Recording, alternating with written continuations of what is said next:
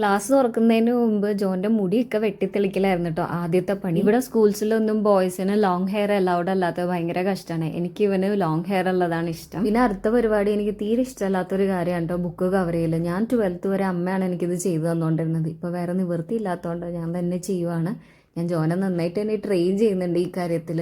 അവനിഷ്ടമാണ് ഇത് ചെയ്യാനായിട്ട്. പക്ഷെ അത്രയും നീറ്റ് ആവില്ല. അതുകൊണ്ട് ബാക്കിയുള്ള ബുക്കെല്ലാം ഞാൻ തന്നെ കവർ ചെയ്തെടുത്തു. ഞങ്ങളൊക്കെ പഠിച്ചുകൊണ്ടിരിക്കുമ്പോൾ ബൈൻഡ് ചെയ്യുന്ന ഒരു പരിപാടി ഉണ്ടായിരുന്നേ. ഇപ്പോൾ സ്കൂൾസിൽ അതും അലൗഡ് അല്ല എന്ന് തോന്നുന്നു. ബ്രൗൺ പേപ്പർ വെച്ചിട്ട് കവർ ചെയ്യലാണ് പ്രിഫർ ചെയ്യുന്നത് അവർ. ഇവരുടെ സ്കൂളിൽ മെറ്റീരിയലാണ് യൂണിഫോമിന് തരുന്നത്. നമ്മളത് സ്റ്റിച്ച് ചെയ്യിപ്പിക്കണം. അപ്പോൾ സ്റ്റിച്ച് ചെയ്ത് കിട്ടിയതൊക്കെ ഞാൻ പെയറൊക്കെ ആക്കി വെച്ചു. പിന്നെ ബെൽറ്റ്, സോക്സ് അങ്ങനെയുള്ളതൊക്കെ നേരത്തെ കിട്ടിയിട്ടുണ്ടായിരുന്നു.